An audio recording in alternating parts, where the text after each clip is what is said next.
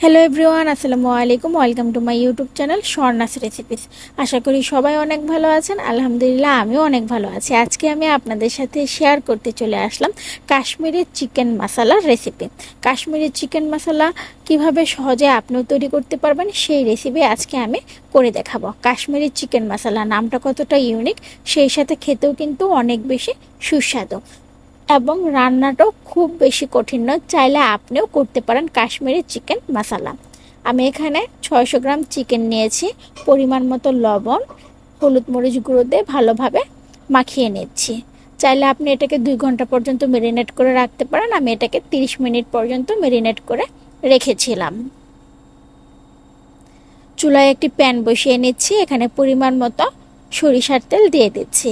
আমি রান্নাটা সরিষার তেল এবং সয়াবিন তেল মিলিয়ে করব।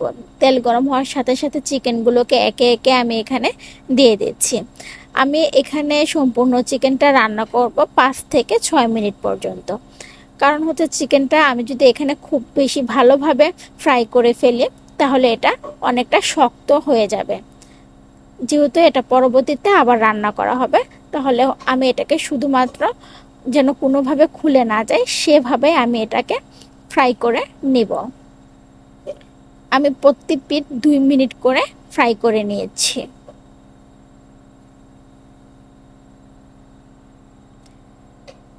এই তো আমার এ পিঠ হয়ে গেছে, আমি অন্য পিঠ করে নিচ্ছি। এভাবে আমি 5 থেকে 6 মিনিটের মতো এটাকে ফ্রাই করে নেব। চুলায় একটি প্যান বসিয়ে নিচ্ছি। সামান্য পরিমাণ সয়াবিন তেল দিয়ে দিচ্ছি। আমি রান্নাতে মাঝারি সাইজের একটি পেঁয়াজ ব্যবহার করব। এটাকে আমি চপ করে নিয়েছি। যেহেতু আমি এখানে অল্প পরিমাণ তেল ব্যবহার করেছি, চিকেন ফ্রাই করার সময় যে তেলটা অবশিষ্ট ছিল সেটা আমি এখানে অ্যাড করে দিব। পেঁয়াজের কালারটা চেঞ্জ হতে শুরু করেছে। আমি এখানে আদা রসুন বাটা অ্যাড করে দিচ্ছি। আমি এখানে 1 চামচ আদা এবং 1 চামচ রসুন বাটা দিয়ে দিচ্ছি। আদা রসুন এবং পেঁয়াজটাকে খুব ভালোভাবে কষিয়ে নিব উপর দিক দিয়ে তেল ওঠা পর্যন্ত। এটা যখন ভালোভাবে কষানো হয়ে যাবে তখন আমি এখানে অ্যাড করে দেব মাঝারি সাইজের একটি টমেটোকে আমি ব্লেন্ড করে নিয়েছি, সেটার পেস্টটা আমি এখানে দিয়ে দেব। এবার এটাকে খুব ভালোভাবে কষিয়ে নিব যেন কোনো রকম কাঁচা গন্ধ না থাকে। এটা খুব ভালোভাবে কষানো হয়ে গেছে এবং উপর দিক দিয়ে অনেকটাই তেল উঠে যাচ্ছে। এবার আমি এখানে অ্যাড করে দেব 1 চামচ হলুদ গুঁড়ো, 1 চামচ জিরা গুঁড়ো, 1 চামচ মরিচ গুঁড়ো। এটাকে পেস্টের সাথে খুব ভালোভাবে মিশিয়ে নেব এবং কোনোভাবে যেন মশলাটা পুড়ে না যায় তার জন্য আমি এখানে হালকা পরিমাণ পানি অ্যাড করে নেব। এবার এটাকে খুব ভালোভাবে মিশিয়ে নেব। এবার আমি এখানে অ্যাড করে দেব পরিমাণ মতো লবণ। আমি এখানে 1 চামচ লবণ অ্যাড করেছি। সেটা স্বাদের উপর নির্ভর করবে আপনারা কতটুকু লবণ অ্যাড করবেন।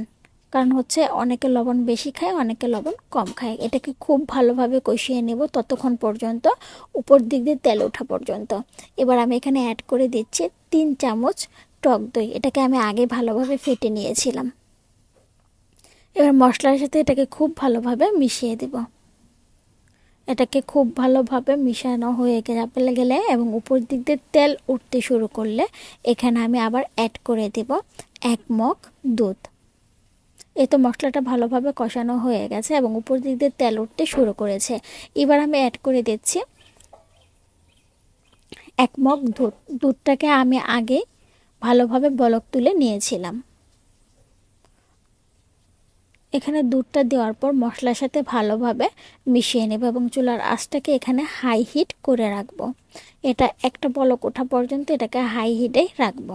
এটা যখন ভালোভাবে মিশানো হয়ে যাবে ঢাকনা দিয়ে ঢেকে দেবো এবং বলক ওঠা পর্যন্ত অপেক্ষা করব। এটা ভালোভাবে বলক উঠে গেছে এবং উপর দিক দিয়ে তেলও উঠে গেছে। এবার আমি এখানে অ্যাড করে দেবো 3-4টা কাঁচামরিচ কুচি এবং 1 চামচ গরম মশলা গুঁড়ো। এটাকে এবার খুব ভালোভাবে মিশিয়ে নেব। এবার আমি এখানে অ্যাড করে দেব আগে থেকে বেজে রাখা চিকেনগুলোকে দিয়ে এটা মশলার সাথে খুব ভালোভাবে মিশিয়ে নেব।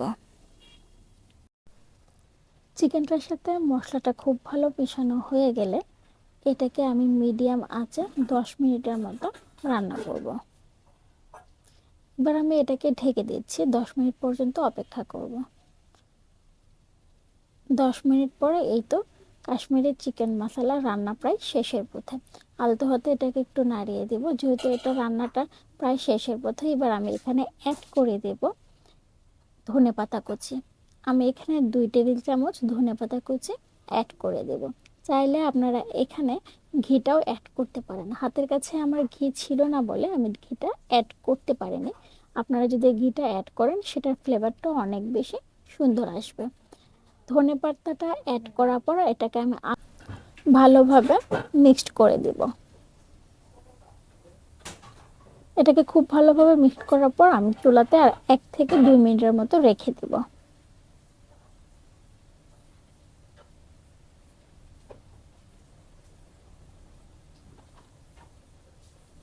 এই তো আমার তৈরি হয়ে গেল কাশ্মীরি চিকেন মশলা, যেটা আপনিও সহজে তৈরি করতে পারবেন। যদি আপনাদের কাছে রেসিপিটি খুব বেশি সহজ মনে হয় এবং আপনারা যদি বাসায় ট্রাই করে থাকেন, তাহলে অবশ্যই আমাকে কমেন্ট করে জানাবেন রেসিপিটি কেমন হয়েছে কিংবা খেতে কতটুকু স্বাদ হয়েছে। তার জন্য আপনাদের বাসায় ট্রাই করে দেখতে হবে। আমার কাছে তো অনেক বেশি সুস্বাদুই লেগেছে। আপনাদের কাছে কেমন লেগেছে সেটা কিন্তু কমেন্ট করে অবশ্যই জানাবেন। আপনাদের কাছে যদি ভিডিওটি ভালো লেগে থাকে, রেসিপিটি সহজ মনে হয়, তাহলে অবশ্যই আমার চ্যানেলটি লাইক কমেন্ট শেয়ার সেই সাথে সাবস্ক্রাইব করে দেবেন। আপনারা যদি আমার ভিডিওটি ফেসবুক পেজ থেকে দেখে থাকেন, তাহলে আমার পেজে একটি ফলো দিয়ে দেবেন। সবাই অনেক ভালো থাকবেন। আল্লাহ হাফেজ।